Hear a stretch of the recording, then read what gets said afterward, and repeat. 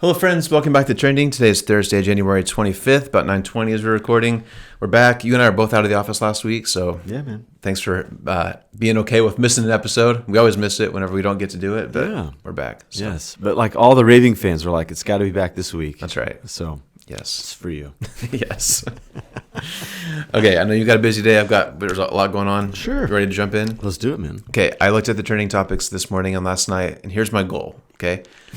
I'm going to take two of the people who are currently trending, okay, a book that you and I both really like, okay, and our current sermon series. Okay. Going to try to mash them all together. Let's do it. That's the goal. Put it in a blender. Okay. Yes. So two of the people who are trending this morning is a friend of the show, Jim Harbaugh. Yeah. I hate Jim.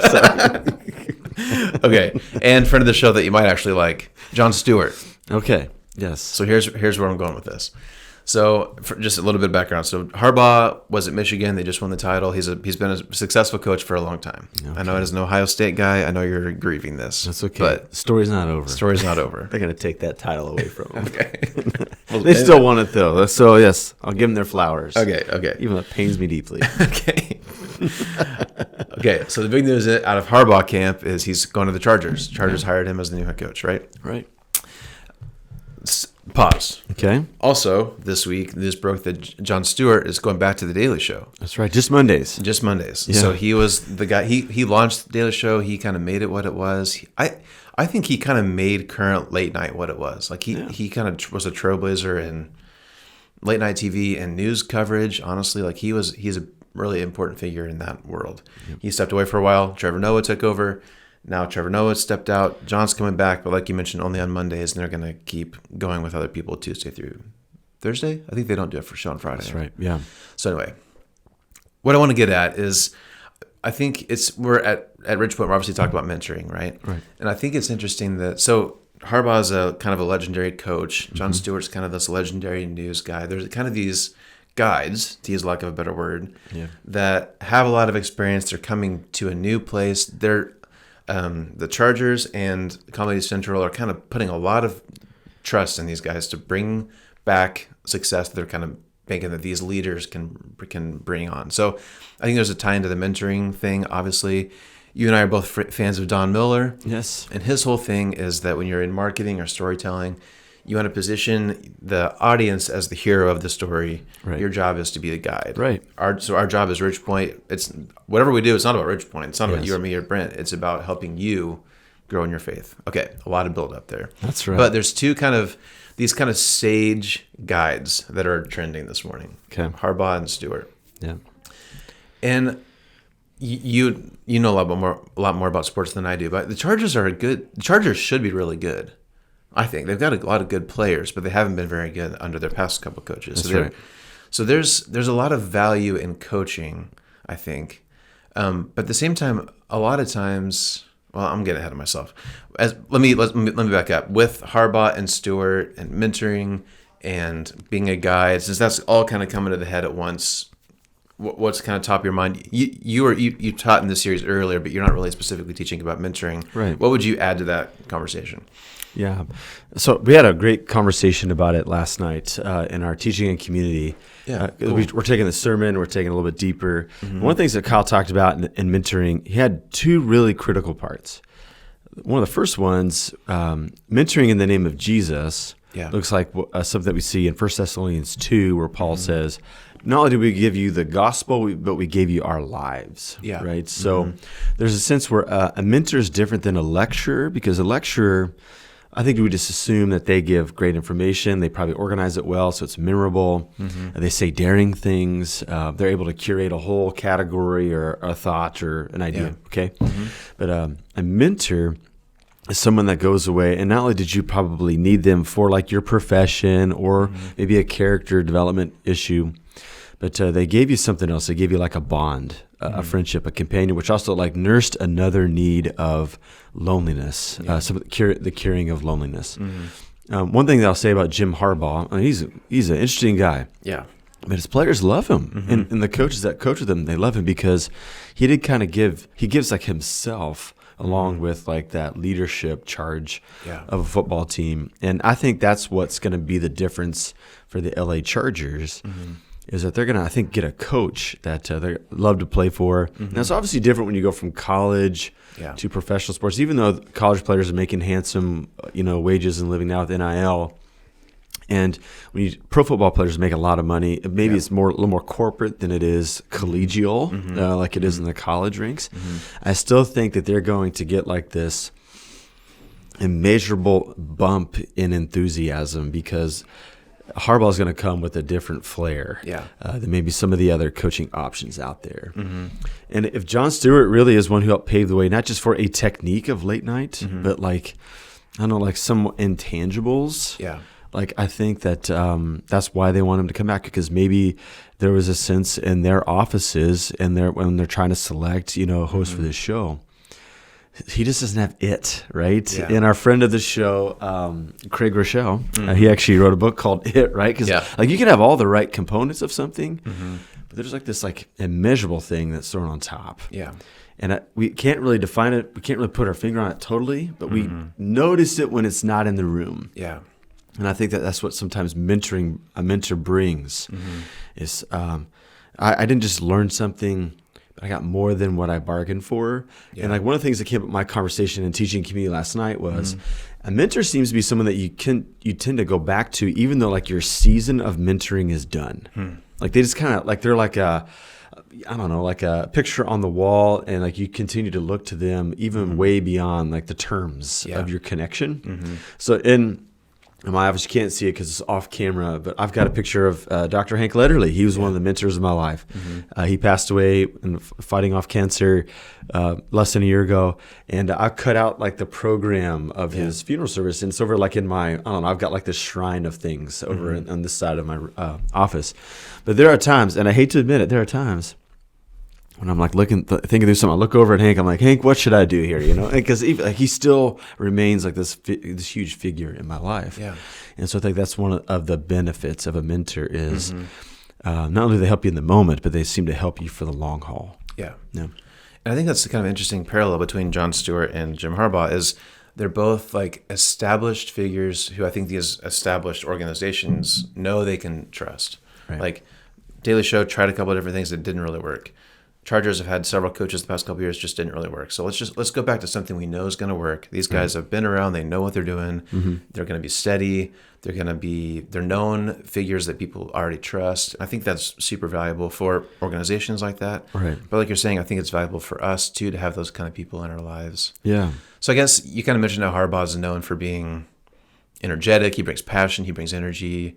Stewart, I think he's very funny. He's a comedic genius. I think he's very funny. Yeah. But I think his biggest thing to bring back to Comedy Central is that stable presence. He's a trusted. I think they knew that this year, 2020, it's going to be a crazy news cycle year, and they wanted a steady figure that people already know and that people already trust. They didn't want to bring a new person in the midst of all this. So I guess for us, let's try to transition to what can we learn from this kind of stuff? Any other biblical things you want to throw in or whatever? What can we learn from that? How can we be that kind of person? What else could you throw into there? Yeah, something that, I think one of the temptations of a mentoring idea, mentoring ministry strategy at your church is you're trying to find perfect people. And that's the second thing that Kyle talked about, which I thought was important, is that you can mentor even in your flawedness. I mean, there's probably a fine line between airing your dirty laundry and really being compromised to, no, I've got wounds from my past and I could lead from them and I can help somebody in their own woundedness. I think that's one of the critical things about mentoring with the Christian idea in mind. And I think to bring up Don Miller, when he talks about being a guide, every guide in particularly in film where this trope is best seen, they do have a limit to what they can bring. They're not perfect. And I think we see that in the scriptures as well. So in the church's reading plan, I'm doing I guess it's the feast. I mean, I do get Old and New Testament every day. Yeah. We've just been through Genesis, and what I love about Genesis, one of I think the narrative geniuses of Genesis is the moment you want to idealize one of these patriarchs, they really are rascals deep down inside. Abraham, certainly not perfect. Tells Abimelech, like, no, this is not my wife. This is my sister. Like, sells his wife down the river. Obviously not a great thing to do, right? Even for expediency, not a good thing to do in that moment. Yeah. But even Joseph, like, we want to idealize Joseph. And I would love to, because I've been named after him, I think, and I would love to idealize him. But there are things that he does where he, is not exactly perfect. And so what I love about a mentoring thing is that we can look for excellence among the body of Christ, but these people still have to lead us to Jesus, who is the true Holy One, the one that we should admire the most. Yeah. And so I do like how a guide can lead us, but then there's also like they get to expose maybe a bit of a flaw at some point in their life, and we can say, okay, I can't be codependent on this character. So I hope that even though these two organizations like the Chargers and the Daily Show, they're appealing, they're kind of leaning on, some traditional, something that's steady, something that's proven, that there's not like an idolizing it, because they'll be doomed to fail because, listen, Jim Harbaugh's going to fail the Chargers, and I'm here for it. You're here first. That's right. And listen, Jon Stewart, like, he's not perfect. Right. I hope that they don't believe that he's going to lead them into the far beyond for a long time, just to kind of for now. And so I think that that's what we're bringing to the mentoring conversation as well, is we're not looking for perfect people, but we're looking for people who are willing to empty their lives so that other lives can be filled. Yeah. And at some point, those lives who are being filled kind of come to a place where they can then turn around and fill somebody else's life as they empty themselves. Yeah. It's a healthy way to do community. It brings our generations together, and hopefully it leads more and more people to the Lord, who is the one that we should admire the most. Yeah. And that's one thing that's interesting, I think, about the Daily Show decision is, I think the expected thing to do would be to name a new host, right? Like every late night show has a host. Yeah. This whole panel thing is unusual. Yes. But I think they're kind of setting up a mentoring relationship, I think, where John's there every week, 4 other people or 3 or 4 other people. And so I think it's kind of, John's kind of the sage, and then he's going to kind of look after these other, whoever they are, these other people to help train them up. It's basically a mentoring relationship, I think, which I think is an interesting strategy for a late night TV show to take, but I think it's wise, especially given our current culture. I think it's a good decision. Yeah. So. It also it sets up this like a wisdom idea that's been around for a long, long time, which is the older we get, the more we need to give away. And I think that's hard, because when you work so hard to get something, to gain notoriety, to have that towering reputation, it takes a lot of work. You put in a lot of work that a lot of people didn't even see and give you credit for. Yeah. You had to do difficult things along the way. But a Christian form of leadership would be that once you get there, you have to begin, okay, how can I start giving the keys away? Yeah. Like, how can I start raising up somebody else? Because one of the things that we learn throughout life is you're going to have to give everything away at some point, right? Yeah. The most honorable form of that is giving away under your own volition, where you get to bless, like bestow blessing on people instead of having it taken away from you because it's deemed by a community that you're no longer able to lead like you used to. And that's a painful process, right?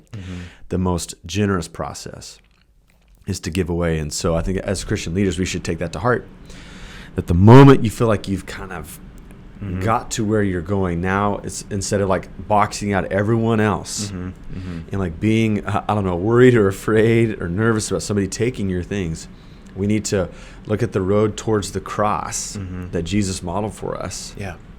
Which is, no, I empty myself so that others might be filled. Yeah. Easier said than done. Yeah. But that is the well-worn path of every wise leader that's ever led under the banner of Christianity that we admire today. Is they learned how to give things away probably sooner than they imagined they would have to. Yeah. But it was good for the body of Christ to do so. Yeah, that's good. Yeah. We've been talking about this whole second mile thing, this new discipleship strategy, and I think because we work at a church, I think we look at other churches to see what they're doing. I think it's a little unique. I think people wouldn't be surprised that we're encouraging people to grow and serve. But I think some people might be surprised that we're elevating mentorship as high as we are. Yeah. But I think it's a great thing. I'm excited about it. I think it's a good thing. I think it might take a while for it to really take off, but I'm excited to see where it goes. And mentoring seems to be an afterthought. It seems to be something that churches give a try, but I think what we have seen is ideologically, it's wonderful. Like, young people look for guides. Yeah. And so we're trying to guide them. But then like we just saw that Ridgepoint is filled with people who have lived life skillfully. Yeah. And so the best thing that we can do is to turn them loose to help teach others in a relational framework how to live life skillfully as well. So I think it's just a good opportunity for us. I think so too. Little spoiler, Brent, we'll continue that conversation on Sunday. We're going to keep talking about mentoring this week, so I hope you can join us on Sunday. Yeah. Whether you come in person or online, we'd love to see you then. And we'll see you back here next week. Yeah, sounds good. See you next time. Have a good one, guys. Thanks for watching.